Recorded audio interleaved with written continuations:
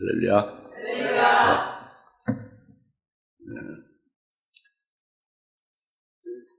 요즘 한 몇 주간 주일마다 초실절에 예수님 부활의 첫 열매 된 초실절 이후에 부활하신 주님께서 쭉 순차적으로 부활하셔서 순서적으로 쭉 매주 동안 이렇게 우리가 부활하셔서 나타내신 역사를 우리가 쭉 이렇게 살펴보고 깨닫고 있습니다.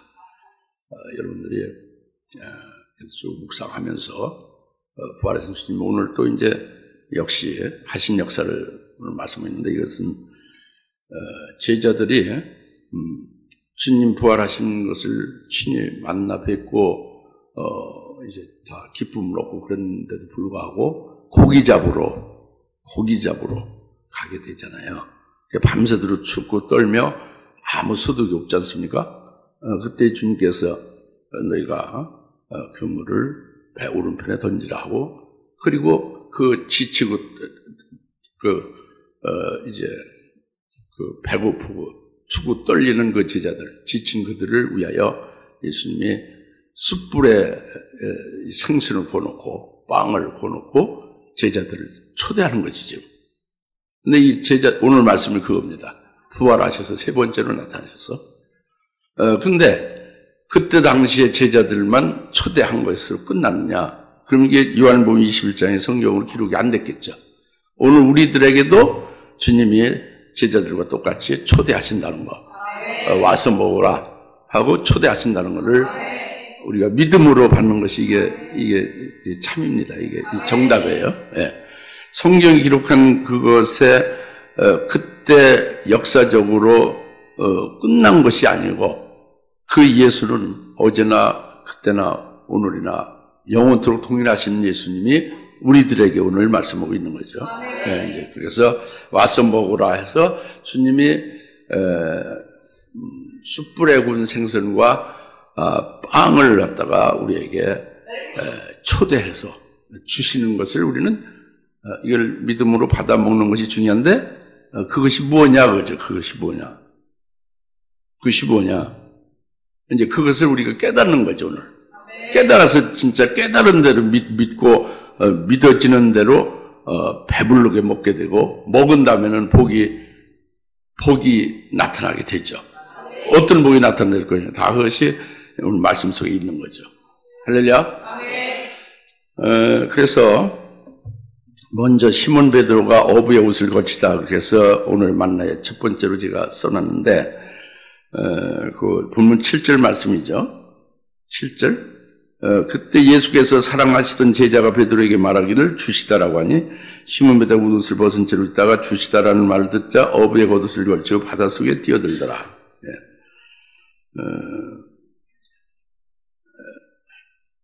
여기에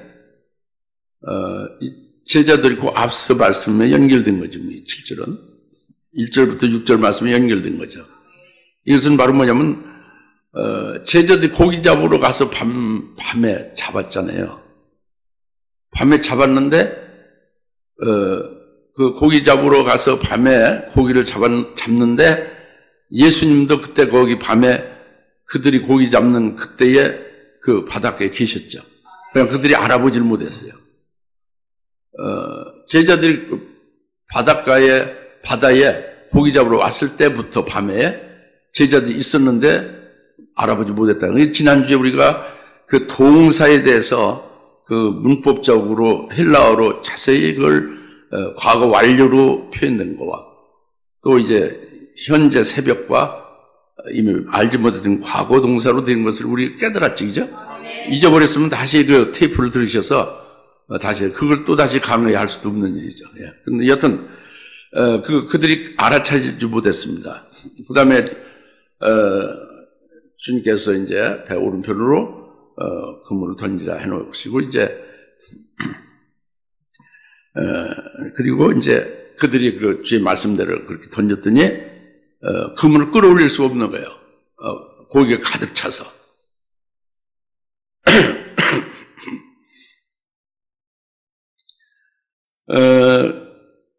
요때까지도 아무도 예수인 줄을 알지 못하고 있는 거예요.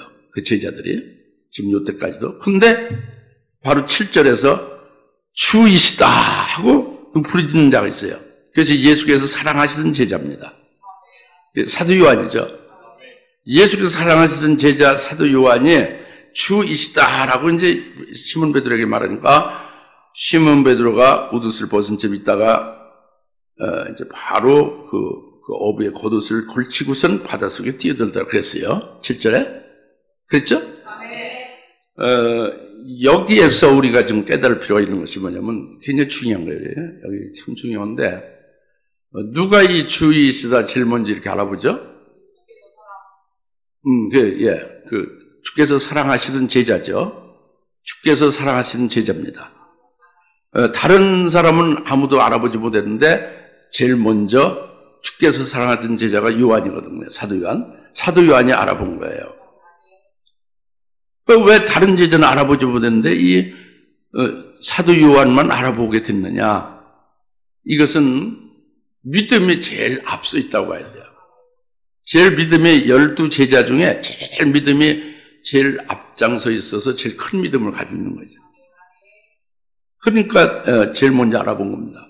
다시 말하면 뭐냐면 주께서 사랑하던 제자는 그러니까 여러분들이 좀 이제 어떤 지식이나 이성적인 것으로 이 말씀을 이렇게 판단하지 마시고 아주 하나님 앞에서 하나님 오늘 말씀하신다고 하시는 말씀을 들으셔야 돼요. 그래야 그게 생명이 되는 거예요. 영 속에 들어가서. 그렇지 않으면 그 머리에 지식으로 아무리 가지고 있어도 다 소용없는 거예요. 믿음이 안 되는 거죠. 그렇게 잘 받으시 바랍니다. 그래서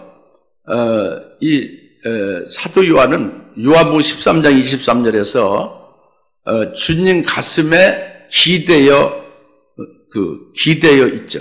주님 품에 이렇게 안겨 있는 거예요. 기대어 있으면서 의지하고 주님 품 안에 의지하고 있으면서 다른 11명의 제자들에게 그들을 향해서 예수님께 묻는 겁니다.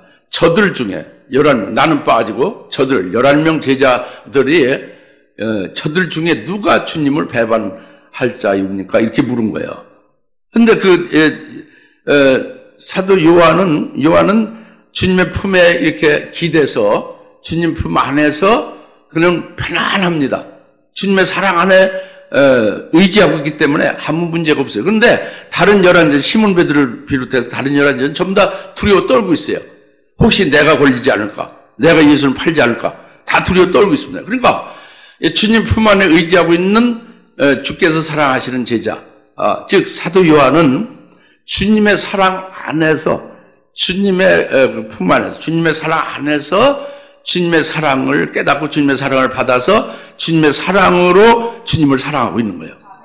그러니까 그 주님의 사랑이 사도 요한을 이끌어 주님을 따르며 주님을 사랑하게 되다 보니까 사도 요한이 뭘 어찌할 수 없어요. 항상 주님의 사랑에 이끌려 살게 되는 것이 요한이죠. 그러니까 주님을 팔 수 없어요.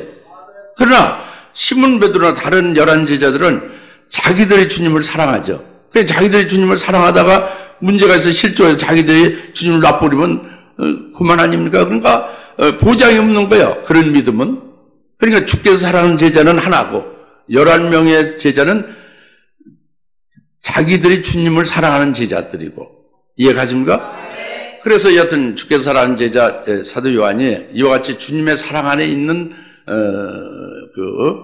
주님의 사랑으로 인하여 살고 있다고 합니다. 그러니까 믿음이 앞서 있고 영적으로 제일 앞장서가고 있는 거죠. 그런데 그럴지라도 밤에서부터 고기 잡으러 왔을 때부터 바닷가에 계셨던 예수님을 요한도 알아보지 못하고 있었습니다. 그럼에도 불구하고 알아보지 못했어요. 근데 밤새도록 아무 소득이 없이 고기를 잡았지만 빈 그물이 되고 있죠. 그때에 너희가 뭐 먹을 것이 있느냐? 없어요. 그러면 그물을 배 오른편으로 던져봐라. 이렇게 하는 말씀을 듣고서 그냥 그런 말을 들었으니까 누가 어떻게 했는지 모르지만 여하튼 그 말을 듣고서 지금까지 뭐 한 번도 못 잡았으니까 배 오른편으로 그물을 던져본 거죠. 던져봤는데 이 그물을 끌어올릴 수 없는 거예요. 고기가 꽉 차가지고. 할렐루야. 그러니까 여기서 사도 요한이요, 주께서라는 제자가 분명히 누가 말해서 그물을 배 오른편으로 던지라는 그 말에 의해서 이 그물을 던졌는데 이렇게 고기가 가득 차진 거는 이건 예사 사람이 한 게 아니라 이것은 분명히 주님 아니면 이런 것은 있을 수 없다. 이런 이적이 있을 수 없다. 이렇게 생각이 들면서 믿음으로, 주님을 믿는 믿음으로 딱 그 사람을 쳐다본 거예요. 말한 사람을. 그러니까 믿음으로 그런 생각을 가지고 믿음의 눈으로 주님을 바라보니까 예수님을 알아차린 거죠. 제일 먼저 믿음이 된 요한으로 제일 먼저 예수님 아니고서는 이런 이적을 베풀 자는 없다 하고 생각이 들며 믿음이 생기자 그 믿음으로 주님을 보니까 정말 예수 그리스도다 그러죠. 이것이 아주 확증된 거예요. 그 믿음으로 가장 제자들 중에 앞서 있다는 것이 확증된 거죠. 그래서 주이시다 이렇게 한 겁니다. 깨달아집니까? 오늘도 그렇게 좀 앞장서 제일 모든 사람보다 앞장서 달리는 그런 믿음의 선두주자가 되기를 예수님 부탁합니다. 제일 복이에요, 그게. 그게 제일 복입니다. 그래서 그 교회는 교회 다닌 지 3년 되면은 집사 준다. 그게 아니에요. 믿음으로 하나님이 집사로 일꾼을 세우는 거고, 이렇게 이제 다 믿음이, 하나님을 기쁘게 하는 게 뭐냐? 오직 믿음이다, 그죠? 주님을 알아볼 수 있는 게 뭐냐? 믿음의 눈으로만 알아볼 수 있다, 그죠? 그리고 주님이 사랑하는 제자의 자리에 있는 것이 참 중요하다, 그걸 말씀드린 거예요. 이렇게 되니까 시몬 베드로가 그걸 듣고 바로 자기의 그 겉옷을 입었어요. 입고서 걸치고 바닷속으로 뛰어들더라. 주님을 맞이하러 기쁘게 이제 반갑게 가는 거예요. 근데 여기 7절에 그가 어부의 겉옷을 걸치고 바닷속에 뛰어들다 그랬죠. 여기 이제 개역성경에는 그냥 그 겉옷이라고 했는데 여기에 이제 헬라 원문으로 기록된 이게 한국말이나 영어로 기록된 건 아니에요. 이게 헬라어로 기록된 거예요. 요한복음 신약은. 근데 헬라어로 기록된 이거는 에펜듀테스라고 해요. 에펜듀테스. 같이 한번 따라서 에펜듀테스. 에펜듀테스라는 이 헬라어는 뭐냐면은 이 성경에 여기 한 구절만 나와요. 에펜듀테스라는 그 단어와 그 말은 여기 한 군데만 나와요. 요한복음 21장 7절 한 군데만 나온다고요. 그것은 뭐냐면 이 킹제임스 번역성경으로 영어로 다 번역한 것이 정확하게 번역한 거예요. 그래서 피셔스 코트라고 어부의 겉옷이다 합니다. 그냥 겉옷 가을먼트라는 그냥 겉옷이 아니고 피셔스 코트. 그러니까 어부의 옷이다 겁니다. 에펜듀테스라는 원문이 어부의 옷이다 그거예요. 어부의 옷은 뭐냐면 고기 잡는 자들의 그 입는 옷이다 그겁니다. 그러니까 어부의 옷을 입으면 고기 잡는 사람이다 이렇게 알아볼 수가 있는 거죠. 법복을 입으면 검사나 판사인 줄 알아보잖아요. 그렇죠? 별 4개짜리 옷을 입으면 참모총장님을 알아보잖아요. 그죠? 이 옷이 중요하단 말이에요. 근데 에펜듀테스라는 어부의 옷을 입었다 합니다. 이제 헬라어를 몰라도 킹제임스 영어 성경에 그 여러분이 참고하면 되고, 그걸 몰라도 이 한글 성경으로 정확하게 그렇게 번역해서 어부의 겉옷을 걸치고 바닷속에 뛰어들다 그랬잖아요. 이대로 믿으면 되는 거예요. 근데 그것이 중요한 게 뭐냐면, 깨닫는 게 중요한 것이 예수님이 제자로 삼은 이후에는 이제는 그 고기를 낚는 어부가 아니라고 딱 선냈어요. 나를 따르라. 이제 나는 너를 사람을 낚는 자로 세운다는 거잖아요. 하나님의 종으로 12사도로 주님의 사도로 세운다는 거잖아요. 그 어부가 아니죠. 근데 지금 고기 잡으러 가겠다 하고 1절에서 선동을 한 게 시몬 베드로고, 그 고기는 육신의 양식인 육신의 먹을 것을 위해서 고기를 잡으러 간 거잖아요. 그렇죠? 그리고 이것은 옛사람으로 잠시 돌아간 거예요. 옛날 그 예수님 제자로 부름받기 전에 어부의 자리로 들어간 거죠. 그게 어부의 옷입니다. 그랬다는 것을 단적으로 여기서 어부의 겉옷이라고 이렇게 영감 있게 표현해 준 거죠. 이건 뭐 제가 해석을 그렇게 하는 게 아니라 기록된 성경 말씀에서 그 뜻을 계시를 분명히 포함시키고 있는 거죠. 할렐루야. 그래서 예수님이 부활 후에 세 번째로 나타나셔서 그들의 그 잘못된 것을 바로잡아 주기 위해서 나타나신 거다. 그게 큰 이적이죠. 할렐루야. 그래서 어부의 겉옷을 걸쳐 입고 바로 바닷속에 뛰어들어서 주님을 만나러 막 가고 있죠. 여기에 겉옷을 입었는데 띠를 띄었다고 안 돼 있죠. 그죠? 그냥 걸치기만 했다고 하면 띠를 띄잖아요. 그러니까 띠를 풀어놓은 채로 그냥 걸치고만 있으니까 언제든지 또 벌거벗을 수 있죠. 날아갈 수 있죠. 옷이 날아가지, 바람만 불으면. 그래서 동이 매는 거죠. 띠로다가. 이 띠가 굉장히 중요한 거예요. 벌거벗은 자가 안 되려면 띠를 띄어야 되는 거죠. 그런데 이 띠를 띄지 않았다고 합니다. 그것은 바로 뭐냐면 결국 시몬 베드로가 앞으로 큰 실수를 또 할 것이다 하는 게 벌써 예견되어 있는 거예요. 왜? 띠가 없으니까. 또다시 벌거벗은 옷으로 벌거벗게 될 때가 있을 것이다 하는 걸 예견하는 거란 말이죠. 알겠습니까?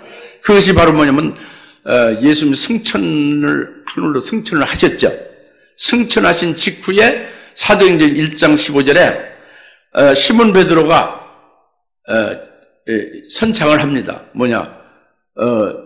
예수님 팔아서 배반했던 가룟 유다의 후임 사도로 우리가 제비 뽑아서 후임 사도를 하나 정해서 12에다 채우자. 가룟 유다는 자살해 죽었잖아요. 예수님 팔은 그 죄를 이제 거기에 고통스러워해서. 그러니까 이제 11명이지 않습니까? 그러니까 한 명을 더 우리와 똑같이 다니고 똑같이 훌륭하게 신앙생활 잘하고 주님 끝까지 승천할 때까지 봤던 함께 뜬 자 중에 제비 뽑아서 합당한 자를 세우자. 이렇게 시몬 베드로가 선창한 거예요. 이것이 허리띠를 풀어놓고 결국 벌거벗게 되어짐으로 나타낸 큰 실수가 이렇게 나타난 거죠. 알겠습니까? 왜냐하면 주님은 사도 바울을 사도로 뱃속에서부터 모태로부터 택정했다고 했잖아요. 12사도에 사도 바울을 택정해 놓고 있는 거예요. 하나님, 주님이 택해 놓은 거예요, 사도로. 그래서 다메스도상에서 부르신 거죠. 이 사람들이 제비 뽑아서 세우는 게 아니란 말이에요. 이해가십니까?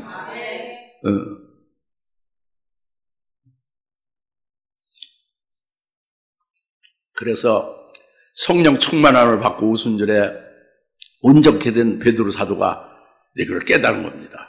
자기 자신에 대해서 깨달은. 그래서 이제 온전케 된 성령 충만한 베드로 사도는 이제 결국 나중에 승리도 하지만 그 전에 많은 그 갑바도기아, 비두기아, 폰도 이런데 그 아시아 지역에 많이 말씀 전해서 제자를 세우죠. 베드로와 똑같은 순교할 자를 세웁니다. 그래서 그거 세우는데 그들에게 편지를 썼죠. 베드로 사도가. 그게 베드로전서 후서인데 베드로전서 1장 13절에 자기의 그게 얼마나 뼈가 아픕니까? 예? 겉옷을 띠를 동이지 않고 그렇게 걸치고만 다니다가 훌렁 그냥 바람에 날아가 버리고 벌거벗은 채로 수치를 드러내는 큰 실수를 한 것이 얼마나 아주 뼈에 사무치겠지, 그죠?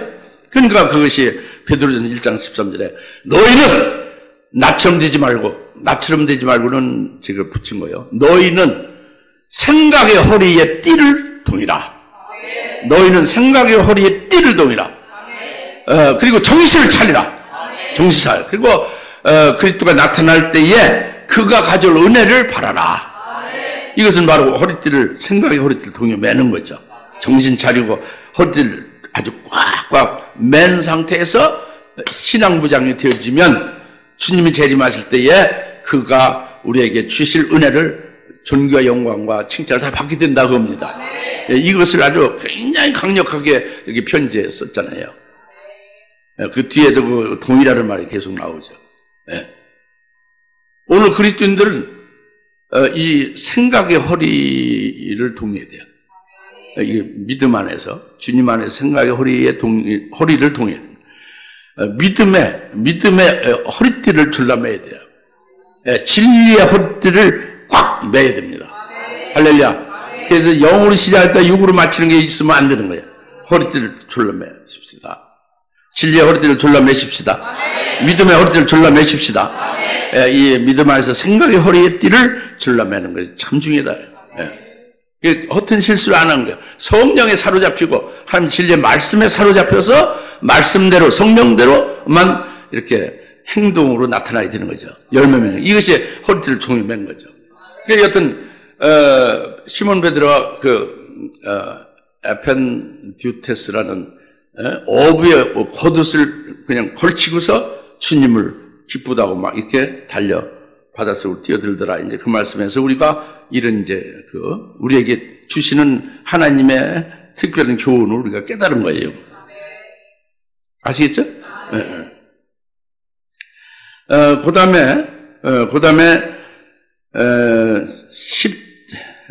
12절에서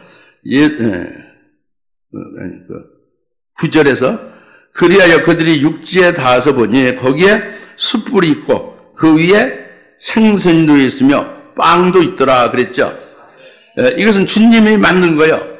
그들은 열심히 고기 잡고 밤새도록 애를 썼지만 고기를 한 마리도 못 잡았지만 여튼 그들은 그렇게 수고만 하고 있었죠. 그런데 주님께서는 그들과 함께 그 바닷가에 있으면서 주님께서 숯불에 이제 이 생선을 굽고 빵을 이제 이렇게 준비를 하신 거죠. 할렐루야. 그래서 그 뒤에 이제 예수께서 그들에게 말씀하실 방금 잡은 생선을 좀 가져오라 이렇게 해서 이제 나오는데 그 9절에서 예수님이 숯불 위에 생선을 놓아서 구우시는 것. 생선을 숯불에 놓는 것을 굽는 거죠. 생선을 굽는 겁니다. 네? 그것을 결국은 뒤에서 먹게 돼요. 제자들에게 직접 주시죠. 그 빵도 주시죠. 우리들에게도 직접 이걸 주시는 거죠. 그러니까 이게 중요하지.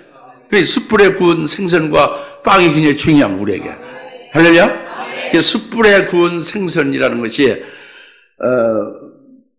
뭐냐는 걸 깨달아야지 우리가 그것을 우리도 받을 수 있는 거잖아요. 이것은 숯불은 참나무를 먼저 불에 태우면은 불이 붙잖아요. 그게 붙어서 불이 다 타져서 꺼지면은 숯이 되는 거잖아요.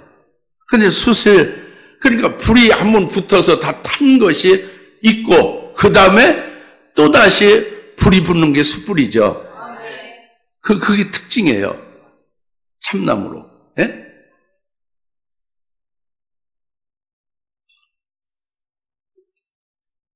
이거는,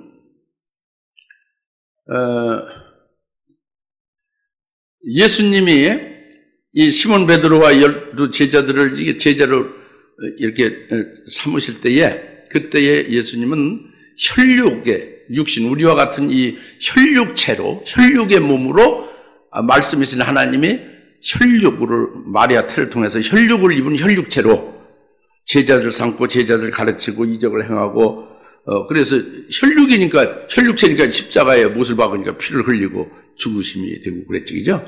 혈육체였죠, 그죠?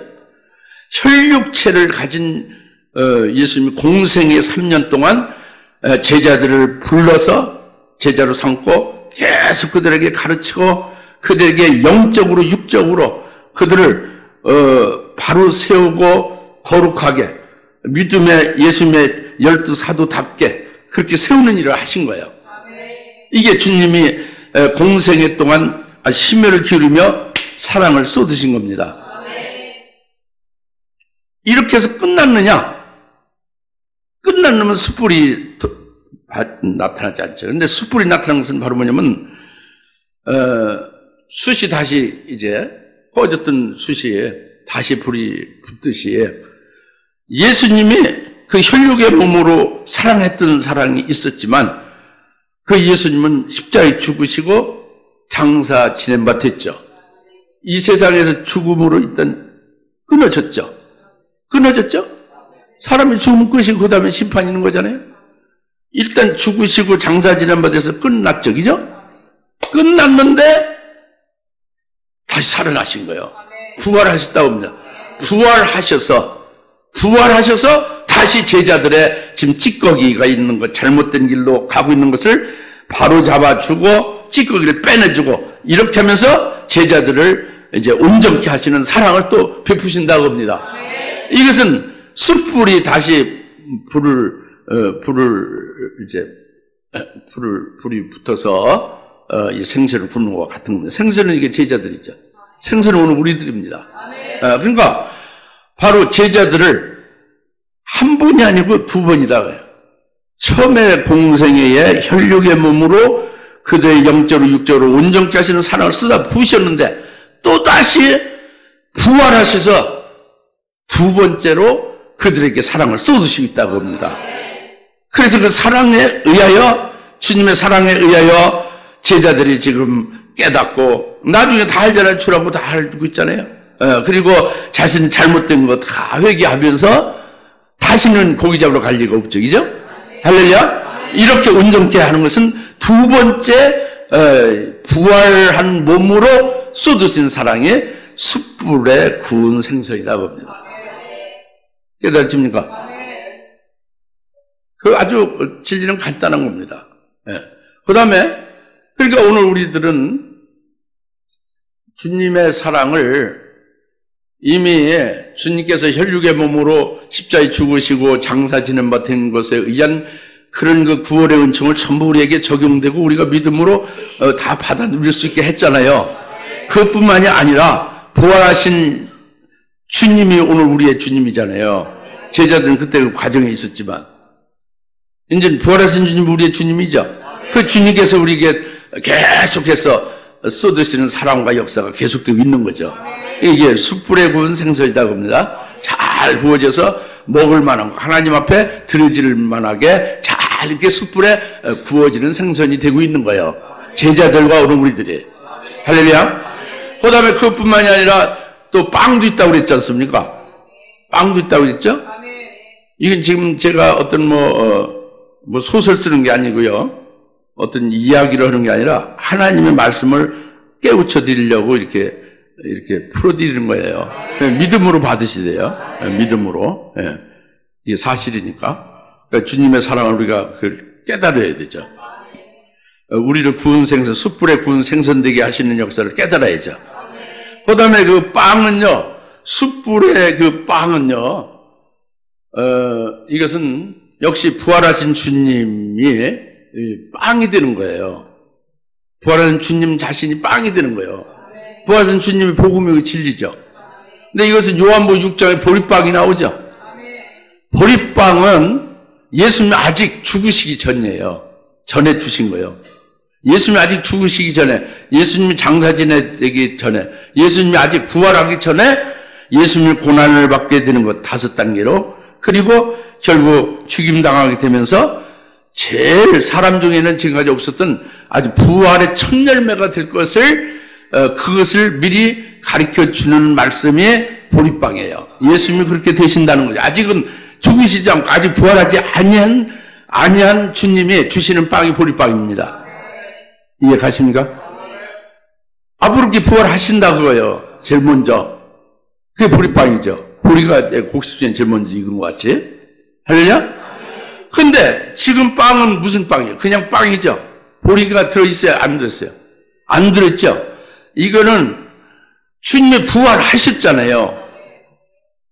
요한복음 6장에서 아직 부활하기 전에이고, 그래서 고난받고 부활에 천년만 된다는 것이 보리빵이고, 이제 예수님 부활해버리셨잖아요. 부활이 실현됐죠. 실현됐으니까 이제 요한복음 6장의 보리빵과 똑같은 동질의 생명의 빵입니다. 제자들에게 주시는 거. 오늘 우리들에게 주님인 우리에게 빵이 되시는 거예요. 생명의 빵이 되는데 이것은 실현된 보리빵이에요. 다 같이 실현된 보리빵과 같다. 요한복음 6장의 보리빵과 질이 같은 거예요. 동질이죠. 그러나 이제는 부활의 천년만가 될 것을 그것을 나타낸 계시로 보리빵이었는데 부활을 하신 후에 이미 부활해서 보리빵이 다 완성돼서 실현된 후에 부활하신 주님이 빵을 주는 것은 이것은 바로 이건 보리빵과 똑같은 거예요. 그러니까 이 보리빵을 먹은 자는 지금 이 빵을 먹는 거예요. 이 빵을 먹는 것은 어떠냐? 이제는 보리빵을 먹을 때는 지중과 같이 고난을 받고 이제 그렇게 해서 그 길을 따라가게 하시고 부활이 될 것이다 하는 것이 이루어지는 것이지, 보리빵을 먹으면. 근데 이제 부활하신 주님이 이 빵을 주는 걸 먹으면 주님이 현재 어떤 모습으로 빵을 주는 분이에요? 부활하신 영광의 몸을 가지신 분이죠. 그분이 주시는 빵은 그것이 우리에게 복음이고 그것이 우리의 진리는 우리가 그리스도의 현재 그 영광의 모습과 똑같은 모습이 될 거다 하는 거죠. 그걸 되게 해주는 게 숯불에 구운 빵이에요. 그걸 되게 해주신다 주님이. 할렐루야. 부활하게 해주신다는 부활하게 해주시는 것뿐만 아니라 그거는 이제 미래적인 게 아니라 부활하신 주님 안에서 그렇게 되게 하신다는 거예요. 죽음을 보지 않고 살아서 믿는 자로 부활한 자 같이름 살게 하시는 것이 부활하신 주님이 주는 빵이다 그겁니다. 깨달아집니까? 그게 구원에 이르는 빵이죠. 할렐루야. 이 영화 구원에 이르는 빵이라고 해요. 영화. 주님과 똑같은 영화로운 부활의 모습이 되게 하시는 그분이 그 바로 생명의 빵이 되신다. 그것을 계시하여 숯불에 구운 빵이다 이렇게 표시하는 거예요. 깨달아집니까? 그래서 주님께서 이 생선과 빵을 이제 이렇게 구우시며 마련하시고, 그 다음에 11절 시몬 베드로가 배에 올라가서 그물을 육지로 끌어올리니 큰 고기들로 가득 찼는데 153마리더라. 그렇게 많았으나 그물은 찢어지지 아니하였더라 그랬죠. 여기에 주님께서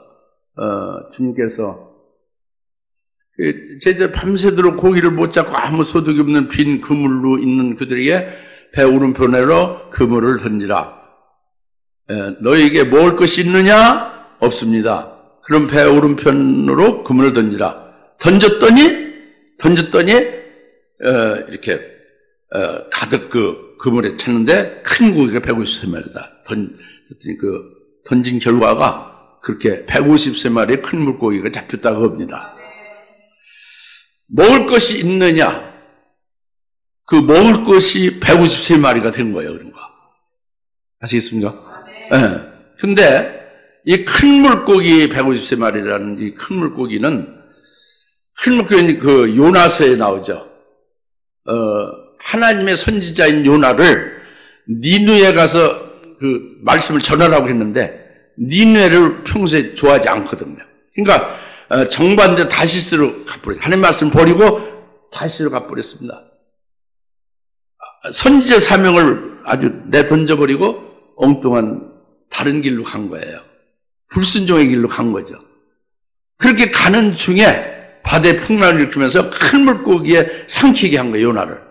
요나가 큰 물고기에 삼켜서 요나서 2장 2절에 큰 물고기 속에서 막 부르짖으며 하나님 앞에 부르짖었더니 바로 여기 이 물고기 뱃속에 스올의 뱃속이더라 그래요. 다시 스올의 뱃속이더라. 스올은 이게 히브리어로 스올은 음부라는 뜻이에요. 우리말로 음부와 같다고요. 아주 고통 중에 음부에 불꽃 가운데 고통하는 부자 그 비유 나사로와 부자 비유 예수 말씀했잖아요. 그러니까 아주 고통스럽다. 굉장히 고통스럽다. 그것이 뭐냐? 요나를 회개시키고 바로 깨우쳐서 바로 되게 하는 그 작업을 그 물고기 뱃속 큰 물고기 뱃속에서 한 거잖아요.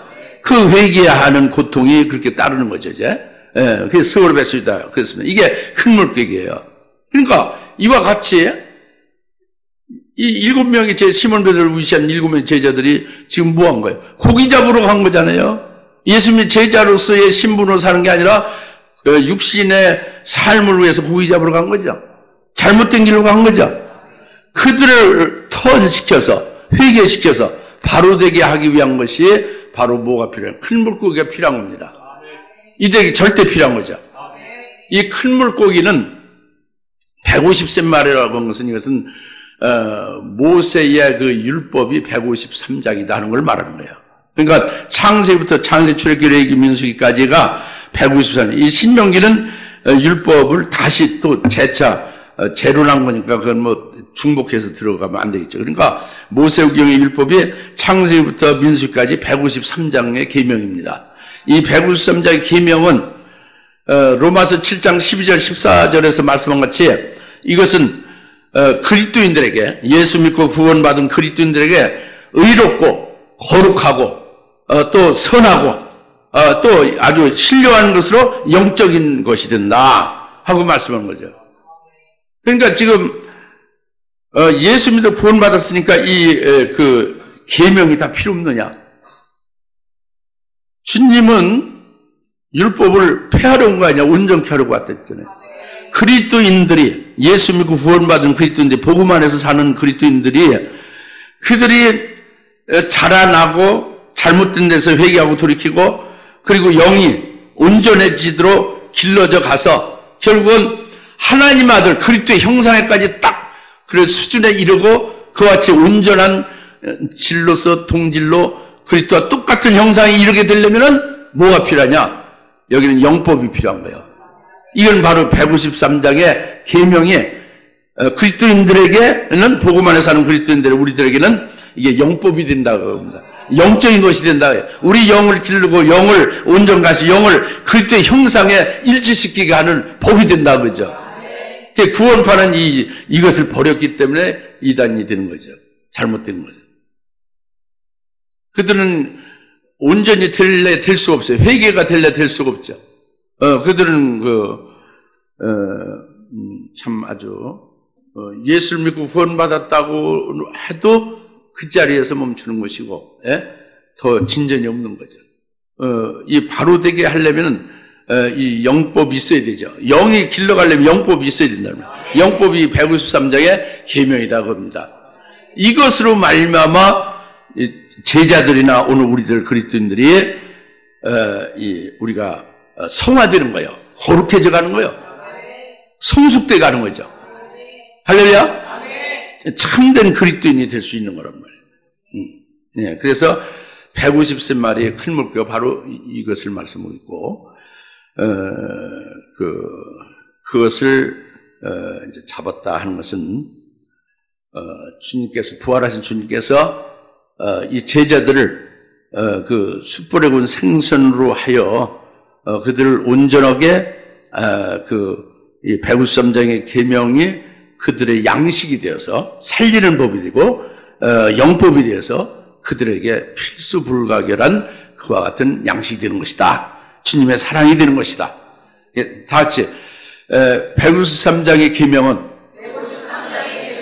의롭고 거룩하고 선하게 하고 영적인 자 되게 한다. 사랑의 법이고 영법이고 신령한 것이다. 할렐루야죠. 그것을 가르쳐주는 거예요. 150마리의 큰 목표를 잡은 것은. 잘 깨달아집니까? 이것은 아주 여러 가지 각양각설이 있지만은 그것이 진리가 아니고, 여기에서 너희가 먹을 것이 있느냐? 먹을 것을 준 거라는 말이에요. 그래서 예수님이 12절에 예수께서 그들에게 말씀을 와서 먹으라 하시니 그가 주신 줄 아는 거로 제자 중에 아무도 감히 누구시나 그 묻는 데 없더라. 그때 예수께서 오셔서 13절에 빵을 집어 그들에게 주시고 또 생선도 그렇게 하시더라 그랬죠. 그러니까 예수님이 이미 9절에 숯불에 구운 이제 생선과 빵을 이렇게 준비를 해놓고 있고, 그 다음에 10절에 예수께서 그들에게 말씀을 방금 잡은 생선을 좀 가져오라. 이게 뭐예요? 153마리 큰 물고기잖아요. 방금 잡은 생선. 그것을 가져오라 해서 그래서 지금 큰 잔치를 이렇게 마련한 거예요. 그리고 초대를 한 겁니다. 그러니까 예수님이 세 번째 부활하셔서 세 번째로 딱 나타나서 하신 일이 이것이 무엇을 말하느냐? 여기에 이 음식을 준비해 놓고 저들에게 일일이 주시면서 저들을 먹이면서 이 잔치에 초대하신 이 역사다 그겁니다. 그러니까